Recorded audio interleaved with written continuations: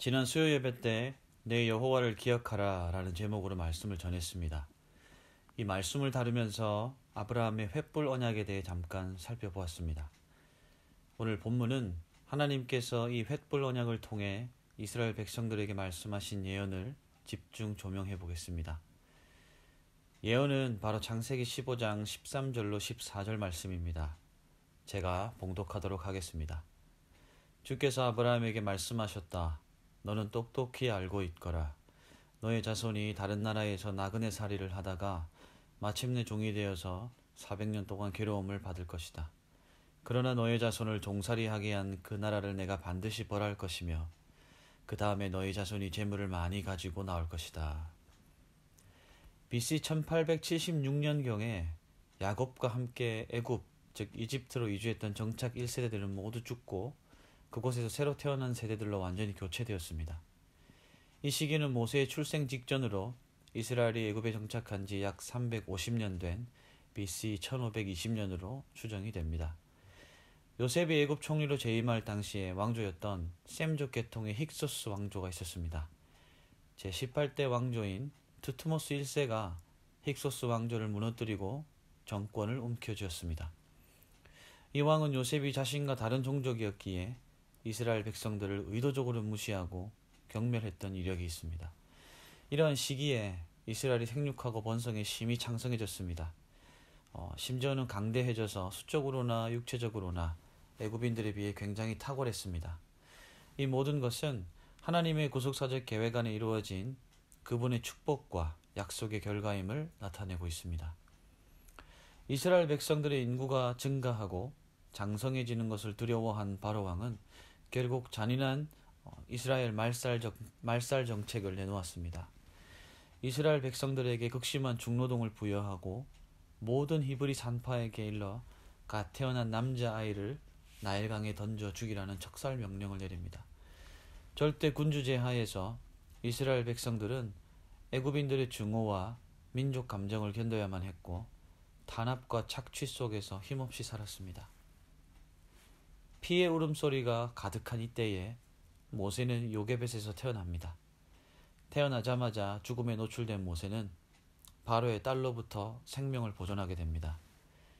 자기 백성 이스라엘을 핍박한 자의 딸에게서 모세는 40년 동안 지정의 모든 면에서 완벽한 성년의 경지에 도달하게 됩니다.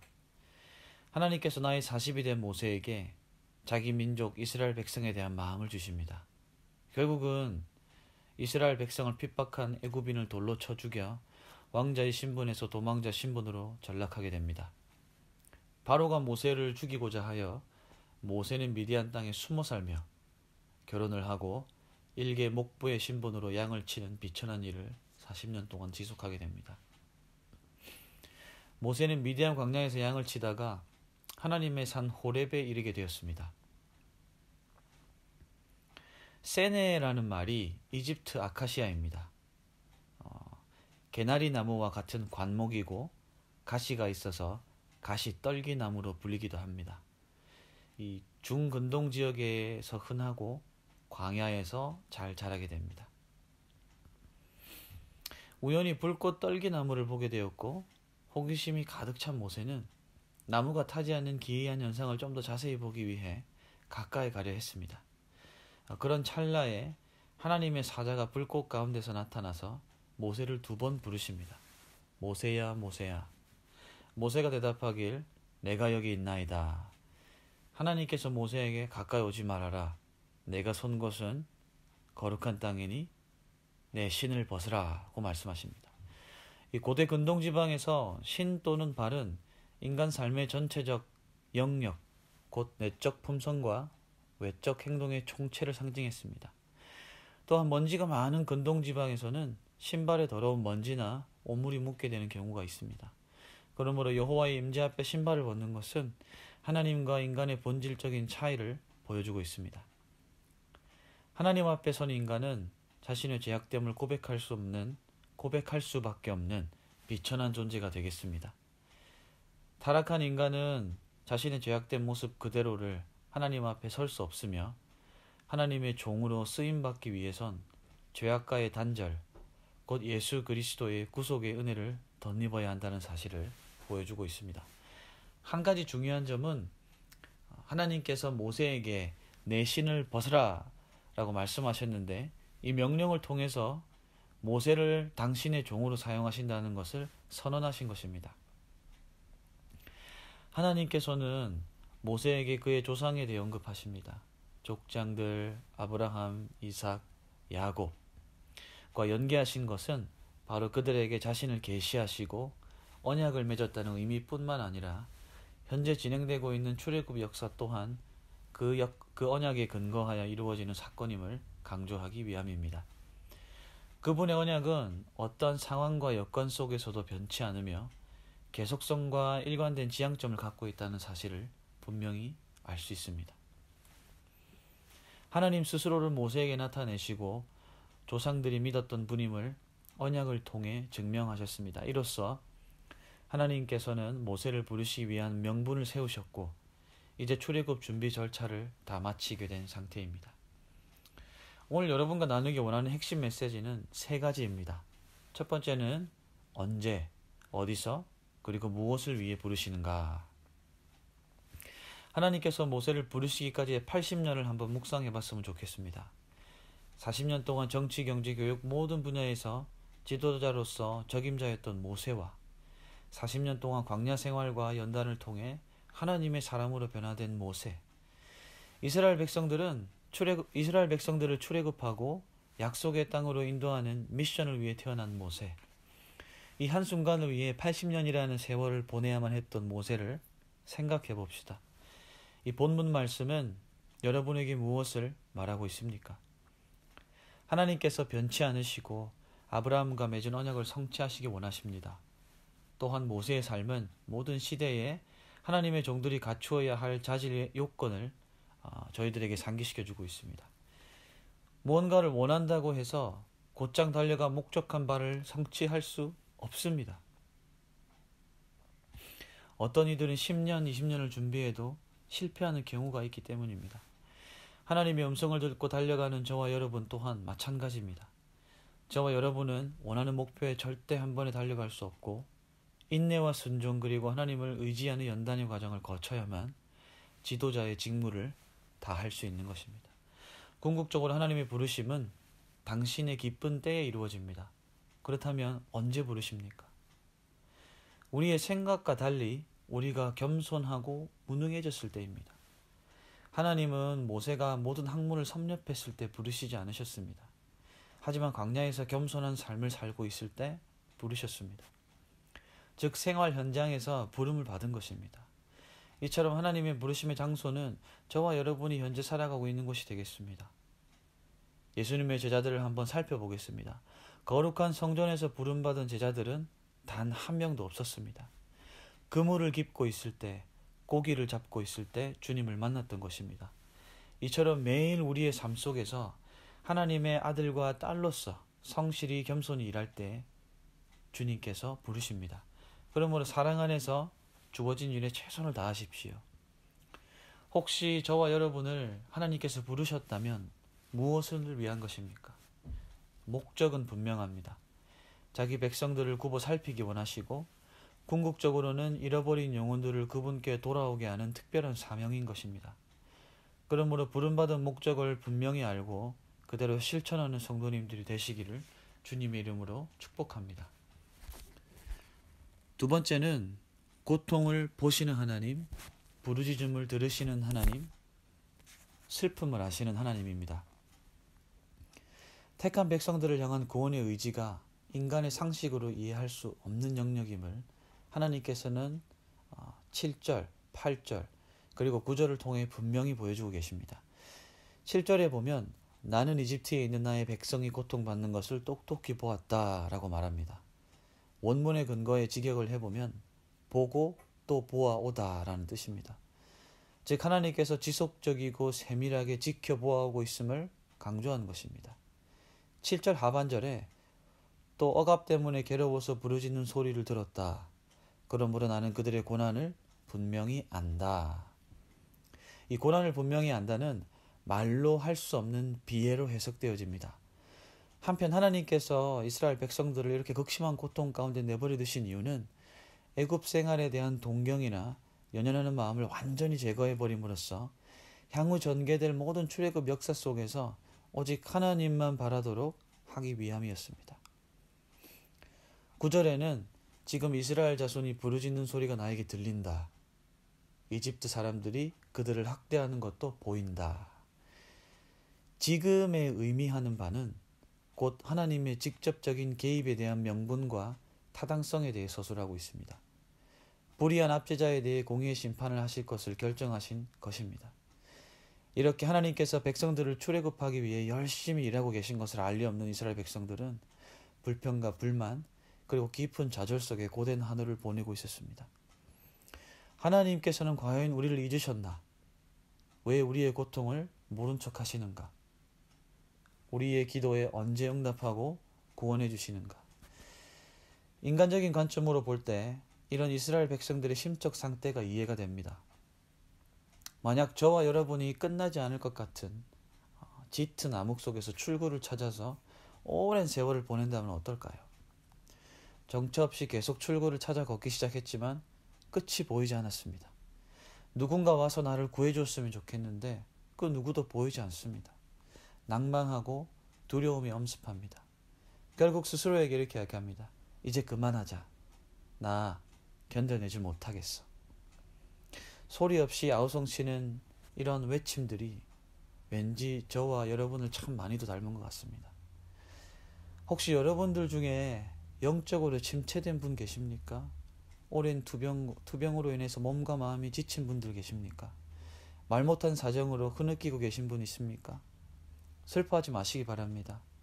우리 주님께서 여러분의 고통과 괴로움을 분명히 보고 계시고 알고 계십니다. 듣고 계십니다. 그리스도 안에서 인내의 열매를 맺으시기 바랍니다. Active Faith를 갖고 믿음 안에서 적극적으로 인내하시길 주님의 이름으로 축원합니다. 응답은 전적으로 주님이 기뻐하시는 때에 그분의 결정과 의지로 이루어집니다. 한 가지 확실한 것은 우리가 기도 가운데 하나님께 질문할 때 그분이 답변하신다는 것입니다. 저와 여러분의 삶의 처지에서 질문을 던질 때 답변을 반드시 얻을 수 있습니다. 꿈과 환상 같은 특수한 상황에서 답변하실 때도 있지만 대부분 말씀을 통해서 응답하십니다. 우리는 질문을 던지기만 하고 그 질문을 상고하지 않는다면 결코 하나님의 답변을 얻을 수 없습니다. 주님께서 주신 말씀을 되짚어보고 들을 준비가 되어 있어야 하겠습니다. 성경을 묵상하는 것이 주님의 음성을 듣는 길입니다. 말씀 속에서 정답을 찾고 기도 속에서 확신을 얻습니다. 마지막으로 나누기 원하는 것은 부르심에 순종하는 마음입니다.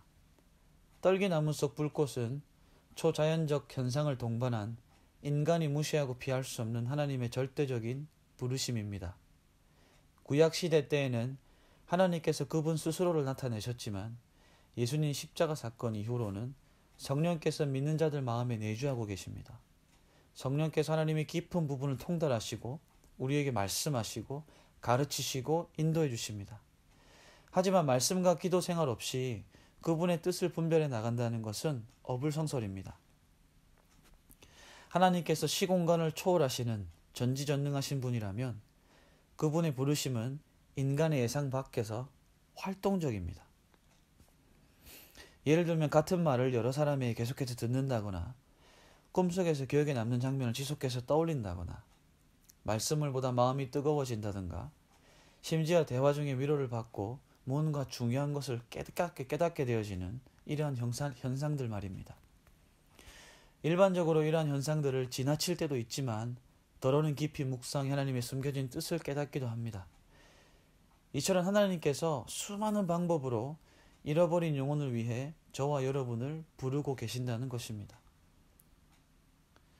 우리의 삶의 안과 밖의 전 영역 속에서 일하시는 하나님께서는 가끔 혹은 자주 몇몇 사람들의 삶 속에서 일반적으로 또는 특별하게 역사하십니다. 본문을 살펴보면 모세가 그 몇몇 사람 중에 한 사람이었습니다. 만약 저와 여러분 또한 이 세상을 살아가는 수많은 사람들 중에 하나님께서 선택하신 한 사람이라면 그분께서 특정한 상황 속으로 우리를 밀어넣지 않으리란 법이 없습니다. 우리가 본문을 살펴보면서 깨달았듯이 부르심에는 분명한 목적이 있습니다. 목적을 이루기 위해 저와 여러분은 그분의 영광을 나타내기 위한 도구로 사용될 것입니다. 모세가 떨기나무 불꽃 속에서 그분의 음성을 듣고 종으로 부름을 받았습니다. 그리고 그분께서 출애굽에 대한 모든 계획을 다 알려주었습니다. 하지만 한 가지 모세가 두려워했던 것은 목자로서 자신의 무능함과 부족함에 대한 통감이었습니다. 막강한 힘과 권력을 가진 바로 앞에 설 자신의 모습을 상상하니 무력감과 좌절감에 빠져 있었습니다. 여러분, 하나님께서 이스라엘 백성들의 출애굽을 위해 모세를 5번이나 설득하셨다는 것을 아십니까? 심지어는 2번의 이적을 모세에게 보여주기도 했습니다. 이스라엘의 위대한 지도자였던 모세가 하나님을 직접 대면했음에도 불구하고 그분의 부르심을 5번이나 거절했습니다. 왜 그랬을까요? 모세 스스로는 부르심의 무게를 감당할 능력과 믿음이 부족했다고 본인이 자신의 능력을 책정했기 때문입니다. 하지만 여기서 하나님의 의도는 순종이었습니다. 하나님은 용감하고 능력이 있고 똑똑한 사람보다 그분 앞에서 겸손히 순종의 짐을 지는 종들을 더 원하셨습니다. 앞뒤가 막막하고 도저히 내 힘으로 무언가를 할 수 없을 때, 그때에 우리는 하나님만을 의지하고 그분의 능력을 구하게 됩니다. 하나님께서 바로 이 마음을 모세에게 가르친 것입니다. 우리의 토기장이신 하나님께서 은과 금과 놋그릇들을 만드시고 저마다 맞는 역할에 사용하십니다. 그리스도 안에서 그 어떤 그릇도 높낮음이 없습니다. 왜냐하면 사용하시는 분이 주님이시니 목적에 맞게 가치 있게 사용된다는 것입니다. 하나님의 목적이 모든 영혼을 주님께로 돌아오게 한다는 것이라면 우리의 삶도 목적에 맞게 준비되어야 하겠습니다. 하나님께서 오늘 저와 여러분을 그분의 눈물이 있는 곳으로 부르신다면 믿음으로 아멘하고 순종할 수 있습니까? 희생을 요할 수 있으며 자존심 상하고 매맞고 불공정한 대우를 받는다고 해도 기꺼이 아멘으로 화답할 수 있습니까? 여러분, 그거 아십니까? 우리 주님께서는 죄와 아무런 관계가 없으셨음에도 단지 하나님께서 저와 여러분을 사랑하셨다는 이유만으로 그분이 사랑했던 백성들에게 배신당하고 채찍질당하고 찔림을 당하셨습니다. 우리 죄를 위해 십자가에 물과 피를 쏟으셨습니다. 하나님께서 저와 여러분을 부르신 그곳에서 잃어버린 영혼들을 주님께로 돌아오게 하는 사명을 늘 기억합시다. 예수님의 지상명령을 위해 저희를 교사로, 집사로, 장로로, 목회자와 선교사로, 평신도로 부르셨습니다. 어려운 상황이 찾아올 때마다 문제를 보고 낙담치 않고 세상을 이기신 주님을 바라보며 넉넉히 이겨나갑시다. 마지막으로 여러분에게 질문합니다. 하나님께서 왜 나를 뉴질랜드와 주사랑교회에 심으셨는가? 그 목적이 무엇인가? 나는 그곳에서 순종하고 있는가? 더 나아가서 잃어버린 영혼을 위해 난 무엇을 하고 있는가?